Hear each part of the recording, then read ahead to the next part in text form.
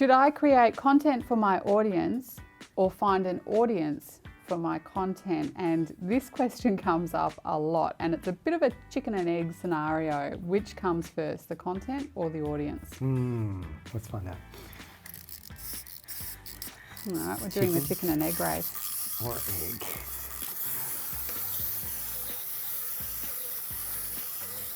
You could be here a while. Yep, it's the chicken. Oh no! Oh no, the chicken's crashed out. Egg wins. It's a sad, sad, slow finish. Oh, it is the egg.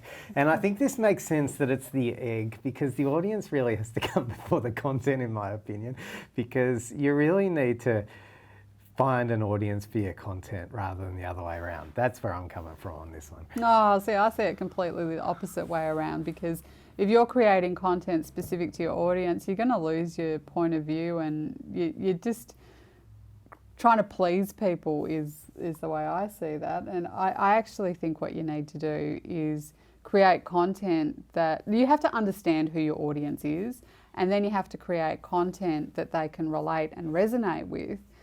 But that content's still got to come from you. You've still got to have your own unique point of view and perspective.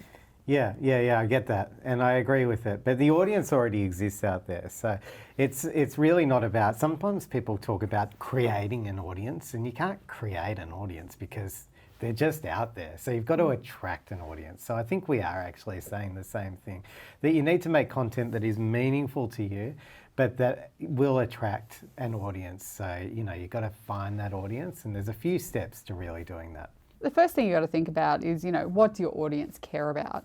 What interests them? What's going to engage them? What resonates with them?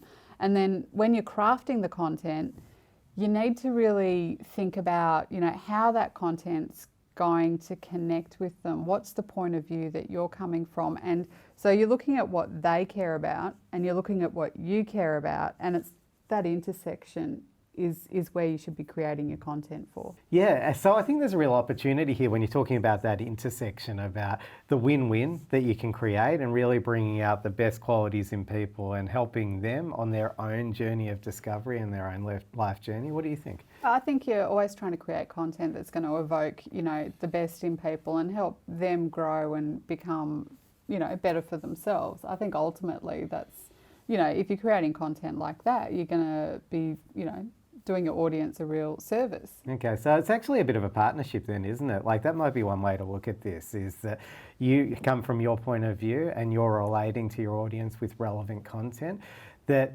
becomes a partnership, really, you and the audience together on the same journey. Is that how you see it? Yeah, absolutely. And that really is about knowing who your audience is. And that's not always easy right from the very start. Sometimes you have to produce some content, see how people respond to it, and then you can kind of start to figure out who that audience is by, your analytics and who's following you on social media and the kind of comments and things that you're getting.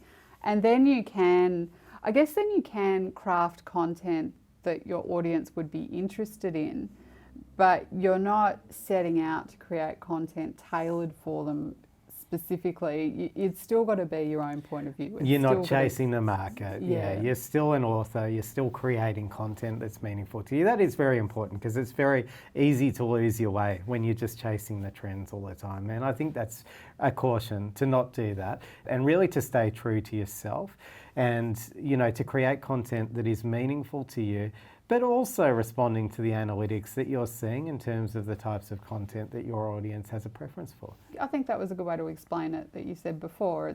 It's a partnership. So the content creation is about, what you want to create as a creator and about what your audience is responding to and what they are really getting benefit from. So if you can find that kind of middle ground, you're going to have your point of view and your audience is going to be learning and it's going to be great. I'd like to know what the big guy in the sky thinks about this chicken and egg scenario. It's always going to be the chicken or the egg. Just don't mention the fox.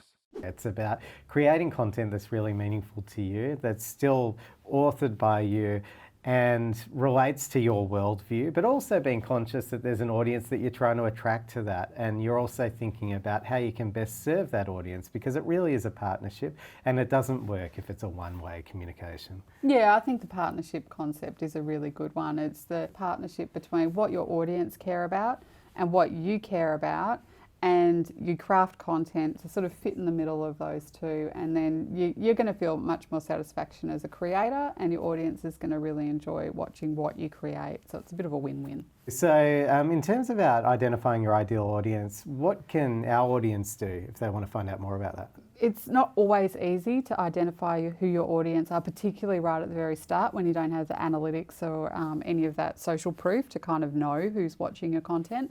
So we've actually designed a course called Define Your Ideal Audience, and you can find all the details over at moonshinecommunicationsacademy.com.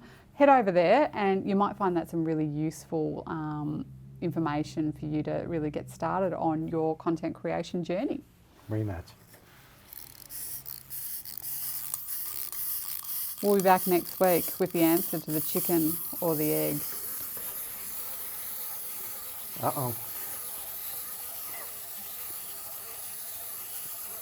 Pretty convincingly the egg. Running rings around the chicken here.